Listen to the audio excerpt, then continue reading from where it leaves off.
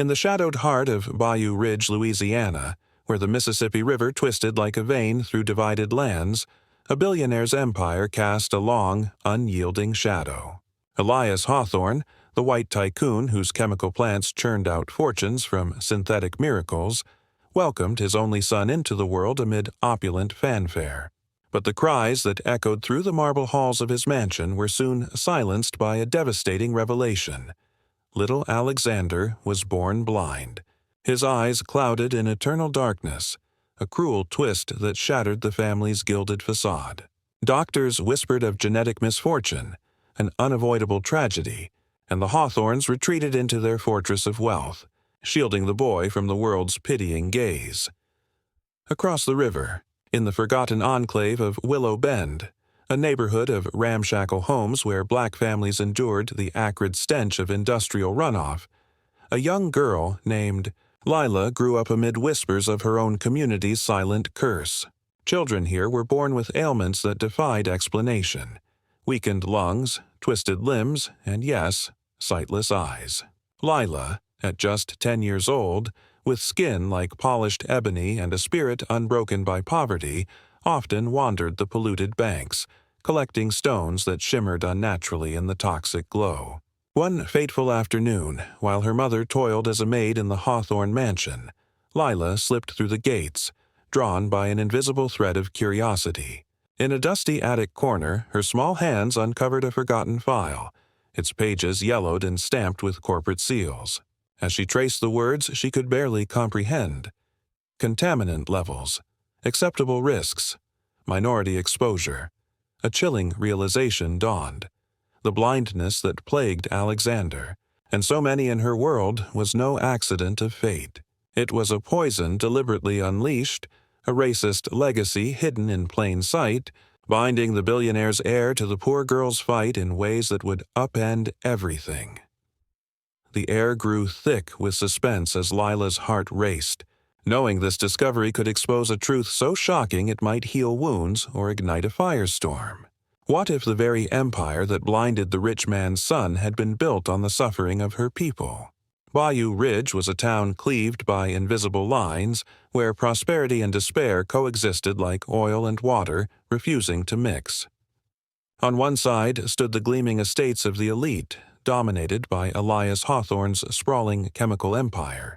His plants produced dyes, plastics, and pesticides that fueled America's post-war boom, but at a cost buried in ledgers and silenced complaints.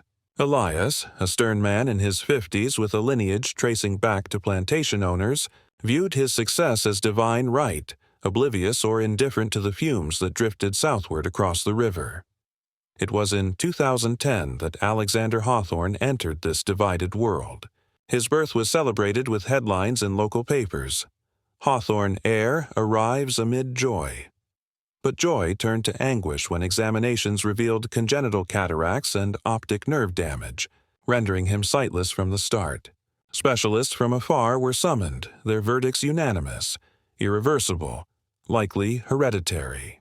Elias poured millions into therapies and adaptations, transforming the mansion into a sanctuary of braille books and echoing emptiness. Alexander grew into a quiet child, his world defined by sounds and textures, isolated from peers who might mock his vulnerability. The family narrative solidified: a rare genetic flaw, nothing more. Yet Elias's wife Miriam harbored unspoken doubts, recalling her pregnancy marked by unexplained fatigue and a brief stint drinking from a local well during a community outreach event her husband insisted upon for public image. Meanwhile, in Willow Bend, life unfolded under a perpetual haze. This predominantly black community, home to descendants of sharecroppers and migrants, bore the brunt of the plant's effluence. The river, once a source of life, now carried a metallic tang, its waters laced with heavy metals and solvents dumped under the cover of night.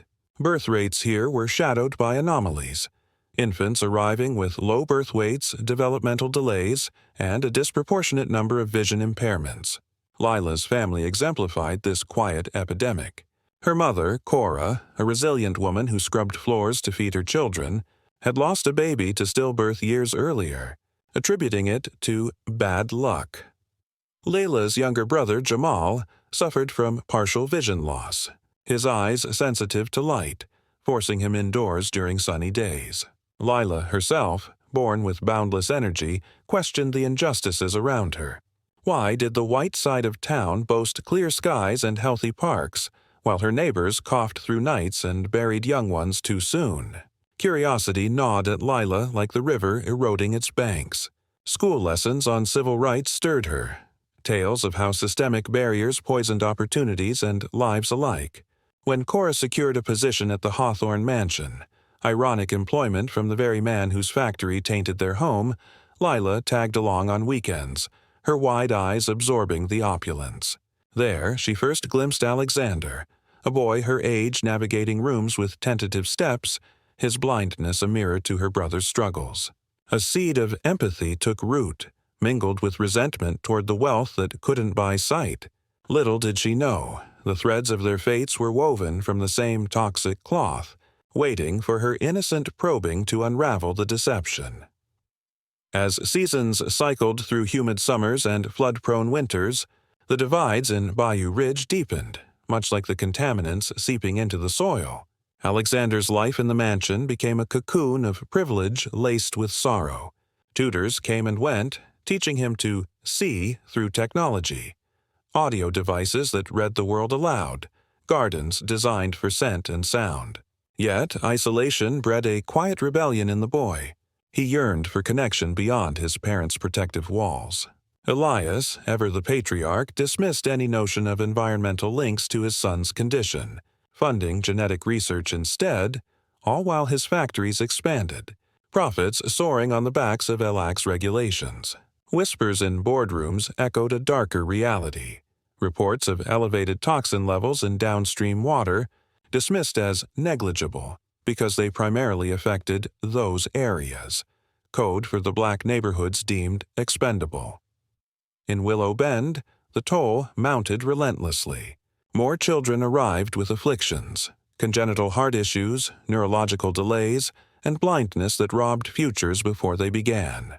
Community meetings buzzed with anger, elders recounting how the plant's arrival decades ago coincided with rising illnesses, but complaints to authorities vanished into bureaucratic voids. Racism's subtle machinery ensured that permits granted without scrutiny, inspectors turning blind eyes for favors, and media framing the sufferers as unlucky rather than victimized. Lila, now 11, absorbed these stories like a sponge, her mind sharp from borrowed library books on science and justice. Her brother's worsening vision fueled her resolve. Jamal's world narrowed to shadows, doctors citing unknown causes while prescribing unaffordable treatments, when Cora's duties extended to organizing the Hawthorne attic, a repository of forgotten corporate relics. Lila seized opportunities to explore. Sneaking upstairs during her mother's shifts, she navigated dusty boxes, her small frame slipping unnoticed past indifferent staff. Initial finds were mundane. Old ledgers, faded photos of Elias shaking hands with politicians. But persistence unveiled fragments of truth. A memo from 2009, the year before Alexander's birth, warned of mercury and lead runoff from the plant, known teratogens capable of causing fetal eye malformations and optic nerve damage. Risks heightened in exposed populations, it read with a chilling addendum. Concentrate monitoring away from affluent zones. Community impact minimal if contained to South Bank. The South Bank, Willow Bend detention coiled as Lila pieced more together. She linked dates, a major spill in 2009, hushed up, coinciding with Miriam Hawthorne's pregnancy and her visit to a Willow Bend clinic for a charity checkup, where she might have ingested tainted water. Community health records, snippets Lila overheard from her mother's friends, showed a spike in birth defects that year, blindness among them. Her own family's history aligned. Jamal conceived around the same time, his partial sightlessness a milder echo. Fear gripped Lila during these secret forays. Racist slurs from mansion workers reminded her of her precarious place, And once, a security guard's suspicious glance sent her hiding in shadows. The attic air hung heavy with dust and secrets on that sweltering afternoon, Lila's pulse thundering as she pried open the final locked drawer with a hairpin borrowed from her mother's kit. Time seemed to suspend, the mansion's distant hum fading into oblivion.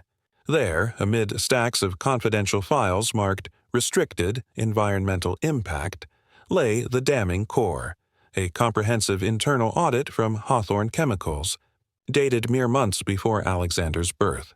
The pages trembled in her hands, revealing graphs of toxin dispersion, maps highlighting Willow Bend in red as high exposure zone, and explicit notes on congenital risks, mercury compounds linked to optic malformations in utero, lead exacerbates neural damage, projected defects, 15 to 20% increase in affected births downstream.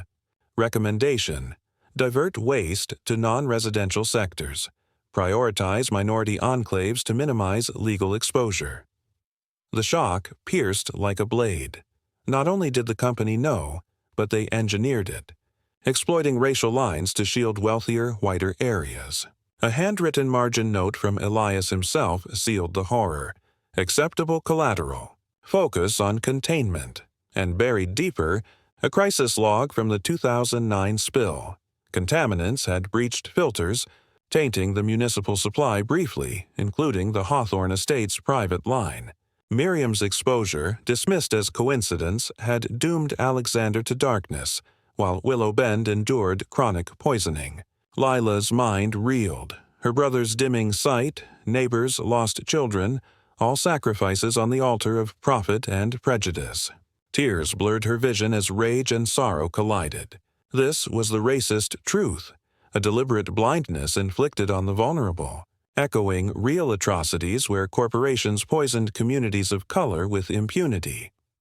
In that intense moment, Lila knew exposure meant peril, corporate retaliation, community backlash, but silence was complicity. Clutching the files, she fled the attic, the weight of revelation propelling her into the unknown. In the whirlwind that followed, Lila's discovery ignited a chain of events that dismantled the facade of Bayou Ridge.